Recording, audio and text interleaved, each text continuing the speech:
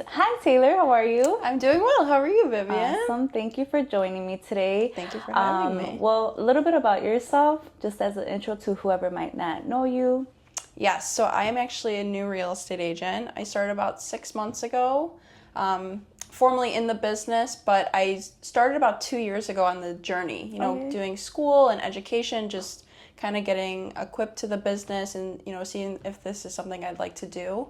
I'm coming from a hospitality background, restaurants, events, Okay. that sort of thing, which it's relatable because you're still working with the public. Yeah. You're serving the public. The goal in hospitality is to make sure that your guests or your customers or clients, they leave feeling happy, pleased, assisted. So I knew that real estate would be a good route for me to take. Yeah. And I knew I didn't want to stay in the hospitality business for the rest of my life. Right. So yeah. Yeah. Did you speak to someone that talked to you about the idea of real estate? Did you see something on social media? How was it that it came about? It was a lot of family and friends, actually. Okay. They recommended it to me. They're like, we think you'd be really good at this, and you have the personality for it, and it would be a way for me to grow. And I'm learning that now in the business, that everyone that's in this business, they want something better for themselves. It's Right. like-minded, so yeah, Oh, it was nice. a lot of friends and family that pushed me to do Yeah, it. that influence will really push you and encourage you to see something in that industry that you probably never saw yourself doing and Yes. whatnot. But I think that once you expose yourself to it and you kind of see what it takes, because if you're coming from, like you said, you were in hospitality. I mean, you're used to talking to people, and regardless of whether you're having a bad day or not, you know that you have to put yourself in front of people. So Yes. you kind of have to put aside whatever you're going through, and that's pretty much how it is in this industry too. Absolutely. Everyone has something like personal life that they're going through, but at the end of the day, we understand that when it comes to work, we have to push that aside. So it's a lot of just like hospitality, Yes. it's just in a different type of industry that we're working in. So I think that fit for you is it's pretty perfectly aligned, honestly. And then when it came to pulling the trigger and actually once you got the whole course done, what did you think about the course? I found it very interesting. Yeah. I found that I have a love for law, actually. I know that's Okay. completely aside from real estate, but there's a lot of laws that goes behind everything, and I just found it to be interesting. And I'm finding now that I learn something new every day, and that's how I felt during the course. I just felt like Yeah. I was educating myself and learning, and I really liked it. Oh, that's good. Yeah, it's this industry you never stop learning, and Yeah. especially the way that the market has been lately. There's always something new coming about. Since I started in 2019, was it 2019? It's been so long. There has been ever changing trends going on. Yes. And new forms coming about, so there's always something new to learn, and then not even getting into negotiations, because that's a whole different story, right? sure. But yeah, this market here is always changing, and it's something that keeps you on your toes. So Yeah, I was just going to say that. Keeps you interested, excited, and wanting to get more and learn more. yeah, no, for sure. And then once you took the course and passed the test, how did you decide where you were going to be at, or who you were going to associate yourself with? Well, I actually took the course through a Century 21 firm. Not this one. It was down the street. But I was really interested in what they had to offer as a company. And I knew that being a new agent, I really wanted one-on-one help. I interviewed with a couple other brokerages where they were larger, and there's nothing wrong with that. I think that's great. You're surrounded by a ton of people.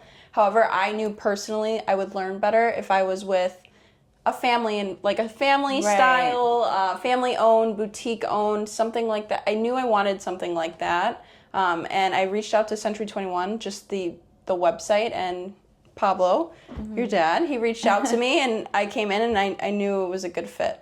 Oh, that's awesome. Well, yeah, I mean, that's one of the things that we emphasize on, and I'm sure you've seen it as of now. I mean, it's as a new agent, and I've realized this too, because I've been blessed to be able to follow in the footsteps of my parents and having them guide me. But if it wasn't for their guidance, I feel like I would definitely, have a harder time adjusting and like learning, negotiations and even just like how to speak and present these things to our clients. So it definitely helps having that one-on-one. But, the bigger brokerages, sometimes they do offer training, but you're in like a classroom setting. So even though that helps as well, it's like that one-on-one being able to feel like, okay, well, we're in a classroom setting, but there's like 5 of us or whatever. Right. You feel comfortable being able to speak up, ask your questions if need be, or even like if it's not in that moment, you can go into the office and be like, hey, can you like help me out with this that's going on? So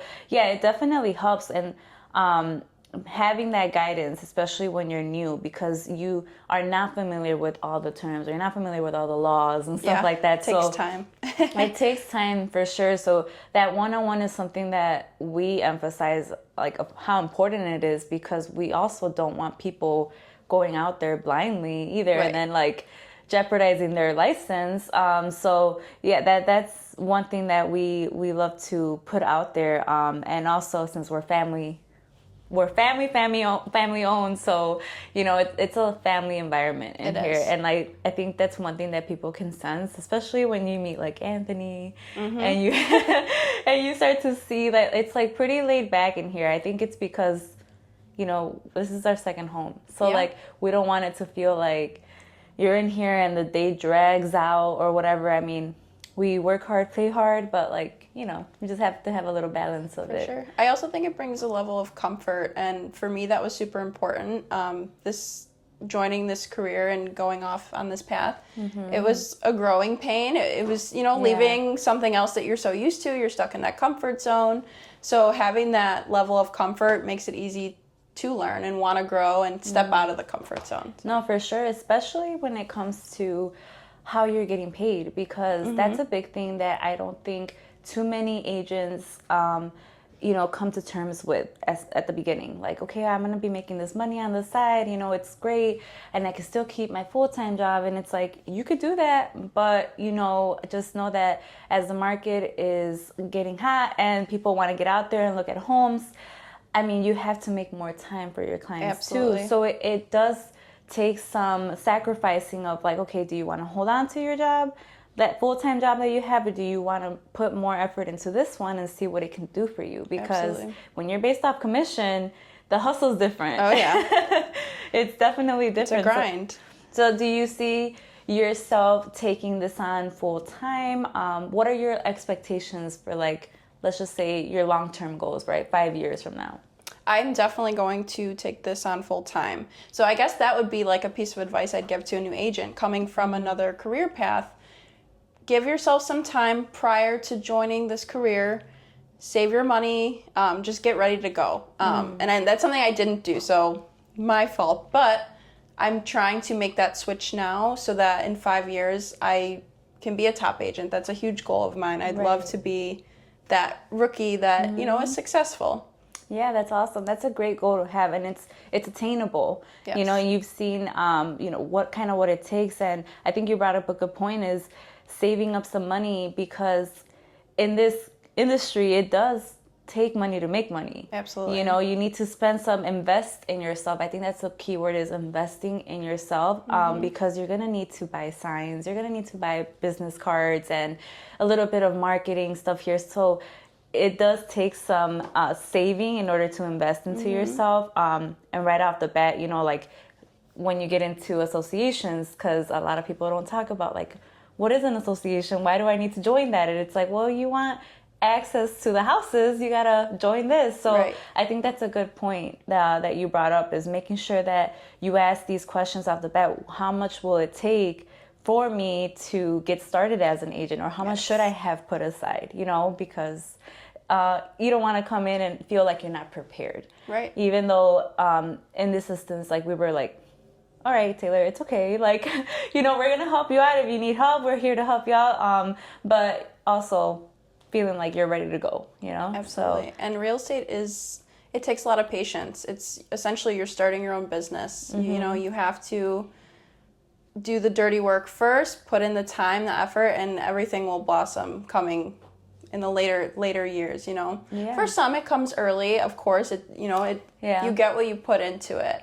And I think that's super important. A lot of people want to join real estate because they see the TV shows, you know, Selling Sunset, they make all this money. Again, it's attainable. You can absolutely do that. There's no boundaries. However, it took some time to get their businesses off the ground. And, you know, it is a good way to make money and build wealth for yourself and your family, but you have to put in the time. Yeah, the time and the effort, and not being afraid to get no's.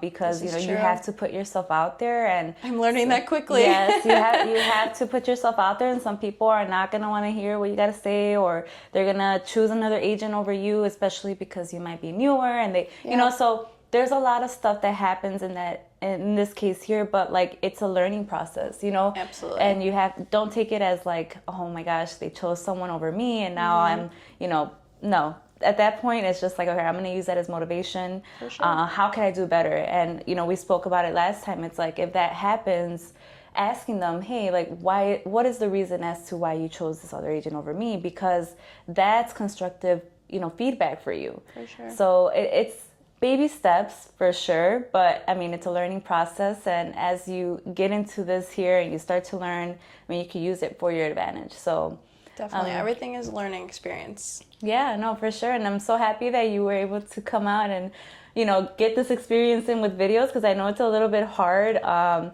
all of us, I think, especially when we look back at videos, we're like, oh my God, why did I do that? Or why did I say that? But it's a learning curve. You know, we have to get out there and put ourselves in uncomfortable situations to grow. You know? Yeah. So, well, hopefully we can do this more often. Yes. Do you have one last tip you want to give anyone that might be looking into becoming an agent? I do have a tip, actually. Okay. I know a lot of people get caught up, you know, and I saw this in my school a lot. It wasn't something that was on my mind, but on some other aspiring agents' minds, you know, the commission split where you go, how much money am I going to make, you know, off of my deals? I wouldn't worry too much about that. Look more... When you're looking for a job, look more for the team. Look for a mentor. Look for someone that's going to help you grow so that you can make that money down the line, you know? Yeah. It's not the most important thing off the bat. You know, as you get into the business and get more experience and you're on top of your game, you don't need a mentor anymore, then that's something you can think about later down the line. I think that would be my best piece of advice. Don't let that hold you back from a good opportunity. That's good. I love that. Well, thank you again. Thank you. Hope to see you in this chair soon. And Yes. yeah, we'll see how this goes. Thank you.